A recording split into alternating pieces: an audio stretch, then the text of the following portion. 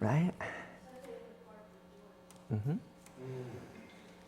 That song is about the voices that keep us down, right? That tell us, oh, yeah, don't do that, too much.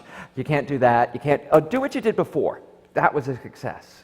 Do that again. And that constant struggle, trying to put something new together, something that has never existed before, something that stretches you, that makes you new, that makes you new. Be new, girl, right? Be new. How do we create new? This act of creation that we're all about. How do we make this earth new? Right? Last week, we shared a talk about baby steps, and since I just can't get over that picture, I had to show it again, right? It's like, oh, yes, and remind you, we were all that baby. You are seeing yourself, that joy, that bliss, that happiness, that life force, longing to do new things, longing to make baby steps become major strides. And remember, each step along the way is a miracle. It's a miracle that we go from that infant that can't lift its own head up to these amazing athletes, musicians that can articulate those words in that rhythm that quickly. That's the art. And someone created it, made it out of thin air, out of the seeming nothingness. And we all think we are here, that we are these bodies. There's Misa. Oh, there's Chris in the back. There's Tyler. Here's Ellen. These are us, and somehow we're these solid beings. But science tells us that the majority of our body is empty space. The space between the subatomic particles is vast. In that space is the energy, the force, the life, the creative energy that we call the divine, that we call God itself.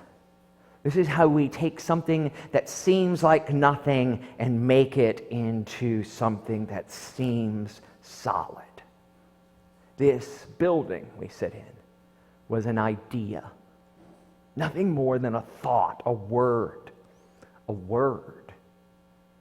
until someone 100 years ago made it into something else, made it into a building.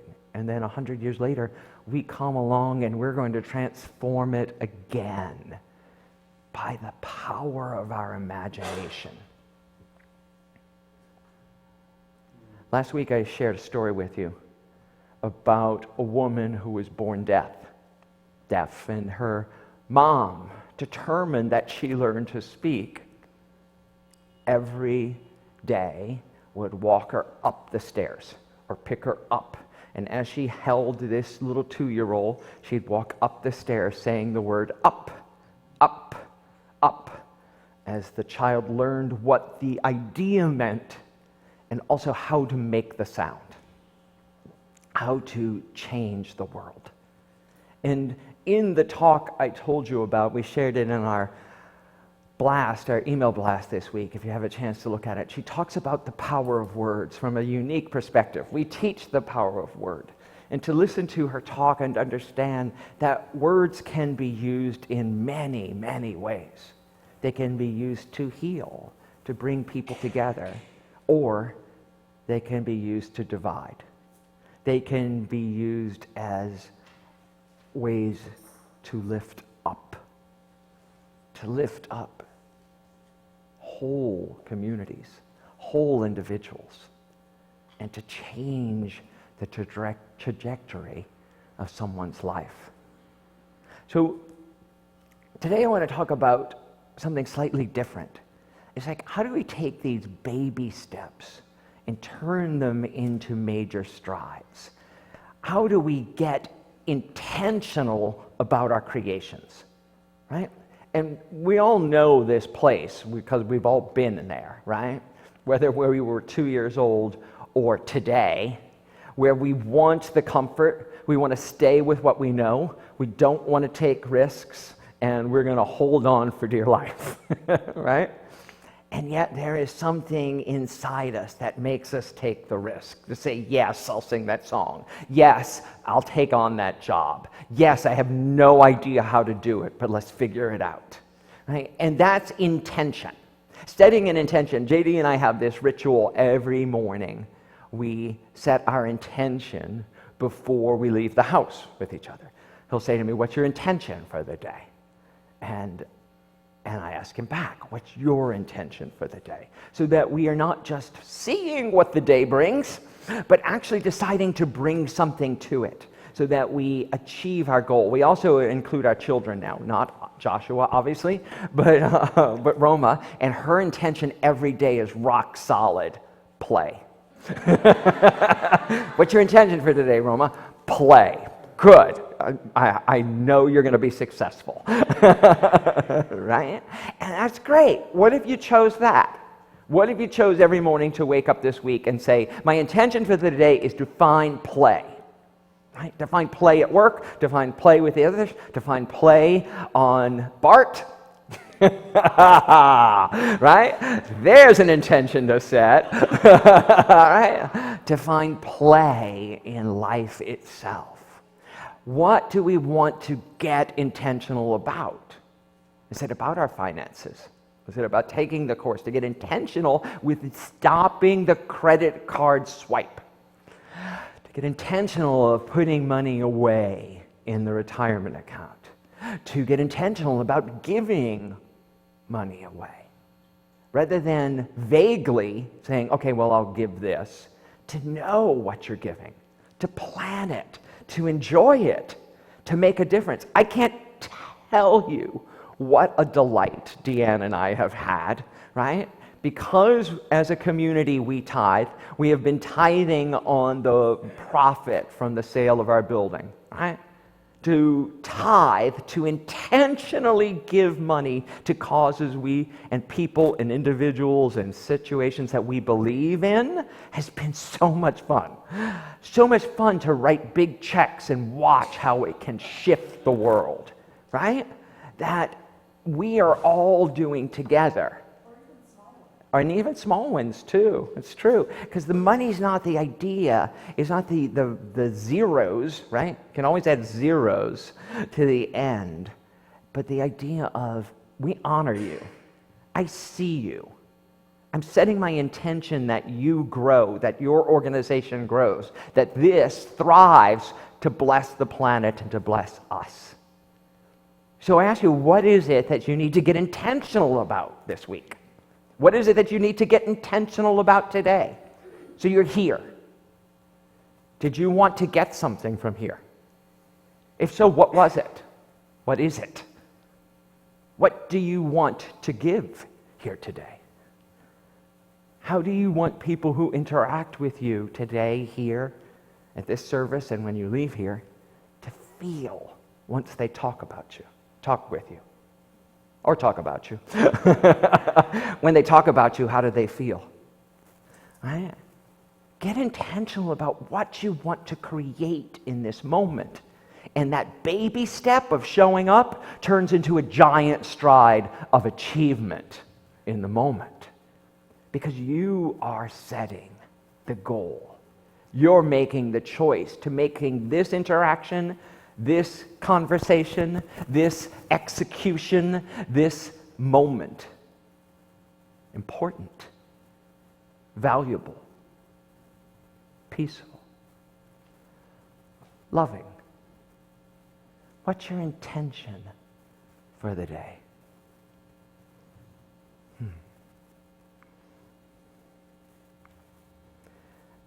When you... Intention is all, kid.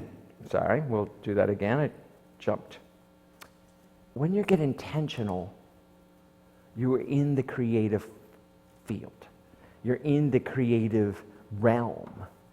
And this picture we also used last week, I love because it's just leaves, right? We think of them as a chore. We think of them, oh, we got to sweep the sidewalk. I've got to rake the lawn. I've got to da-da-da-da. They're dead leaves, and there is nothing more fun. Like everyone who has children's nephews, grandchildren, whatever, the box is the best thing you can give them, right? The toy goes on the floor, the box is it. That's creativity, because the box is unlimited in potential. The toy has a shape, it has a purpose, it only does those certain things. The box can become anything our minds let it be. So this can be anything we set our minds to making it. This day can be anything you set your mind to it becoming. Do you believe that? Really? I don't know. I hear some. This day can be anything you set your mind to it being. Yes. Right? Can this day be the best day of your life? Yes. All right, so why are we not choosing it to be? Why? Why? What are we waiting for? Oh, tomorrow will be the best day. Tomorrow. Because today, it just got off to the wrong start. Well, then get out of bed differently. All right? I mean, Deanne, I know, had something happen to her this morning on her way, and Chris, not just Deanne, but Chris as well, on her way to work today. My husband had something happen on the way here today. I took the baby car seat with me in my car and left him without one. And they still showed up happy. Both of them, all three of them, right? That's an intention for creativity, for creating something that hasn't happened before. They didn't come in telling me their tale of woe. They came in choosing to still make today the best day. Not letting their creativity be squelched. Contention is all kids have tremendous talents, and we squander them pretty ruthlessly. I had a great story recently, I love telling it, of a little girl who was in a drawing lesson. She was 6, and she was at the back drawing, and the teacher said this little girl hardly ever paid attention. And in this drawing lesson, she did. And the teacher was fascinated. She went over to her and she said, "What are you drawing?" And the girl said, "I'm drawing a picture of God." And the teacher said, "But nobody knows what God looks like."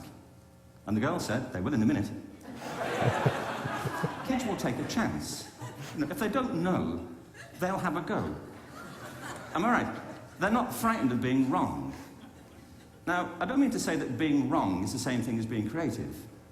What we do know is, if you're not prepared to be wrong, you'll never come up with anything original. If you're not prepared to be wrong. And by the time they get to be adults, most kids have lost that capacity. They have become frightened of being wrong. And we run our companies this, by the way. We stigmatize mistakes. And we're now running national education systems where mistakes are the worst thing you can make. And the result is that we are educating people out of their creative capacities. If you think of it, the whole system of public education around the world is a protracted process of university entrance. And the consequence is that many highly talented, brilliant, creative people think they're not, because the thing they were good at school wasn't valued or was actually stigmatized. And I think we can't afford to go on that way. Picasso once said this. He said that all children are born artists. The problem is to remain an artist as we grow up. I believe this passionately, that we don't grow into creativity, we grow out of it. Or rather, we get educated out of it. We have to be careful now that we use this gift wisely, and the only way we'll do it is by seeing our creative capacities for the richness they are, and seeing our children for the hope that they are. And our task is to educate their whole being so they can face this future. By the way, we may not see this future, but they will. And our job is to help them make something of it. So that's Sir Ken Robinson, an educator. And I will argue with him. We will see it. If we set our intention to. We set our intention to see it happen. We can see it today. And we can set our intention not only for our children's creativity, but to uneducate ourselves out of being shamed to making mistakes. Out of a business model that you can't make mistakes. Out of the education model that you have to get 100. Anything less than an A will not get you into an elite college. Is my favorite story I like to tell about my husband is that he teaches at a college he probably couldn't have got into. right? Because of this unrealistic standards of what people are supposed to be and what we value, what we find interesting. I love the beginning of that talk where he talks about the little girl who doesn't pay attention in school. Well, I don't know about you, but that was me. The rest of the stuff they were teaching and how they taught it didn't fit how I like to learn. And at the time I went to school, they had no idea of teaching to multiple learning styles. You didn't stand up and learn your lesson. You sat at your desk and the teacher whacked you if you didn't. Well, that's not how I learn how to do anything. So what is yours? What is your creative capacity? What is yours to create in this day? And not only that, I have to watch it for myself as a leader. Who am I squelching? Right? My staff, the board, when we work together, people in the congregation, we, as a people, constantly revert to, oh, it can't. It doesn't work that way. That'll never happen. Right? It becomes this automatic default that we have to consciously push against. Because if we don't, nothing new will happen. Do we get that? That the status quo will fight for itself really hard, right? To stay exactly as it is. And if we stay exactly as it is, we know how to react in it. We know how to do it. This always feels familiar, and nothing changes. Well, do we want the world to stay exactly as it is today? Can it? No, it can't. So let's consciously choose how to make it different. Let's make the giant strides. Let's stand on the sidewalk or on the beach once again like it's the first time we've ever seen it. First time seeing a wave crash over us. And understand, what can I make of this? How can I form this sand into a structure? How can I change what I see and make it something better, even if it's temporary? This is the choice we get to do today. Those baby steps we took when we learn to walk can become major strides. There's great examples of it happening every day in our life. This is Simone Biles, right? This is Simone Biles doing a trick that has never been done before. 2.5 backward somersault with 3 rotations and landing it, right? Now, I'm here to tell you she fell down lots of times. She fell down, and that she had a coach who couldn't do it, but she could. So when we encourage people, it's not to say that we're encouraging them to do something that we can't achieve, but we know can be done. And when we do it ourselves, when we do that miraculous flip, we are creating a new earth, a new heaven, and a new earth right here. Baby step. Baby step to giant stride. Baby step to giant stride. Let's take that to our time of meditation.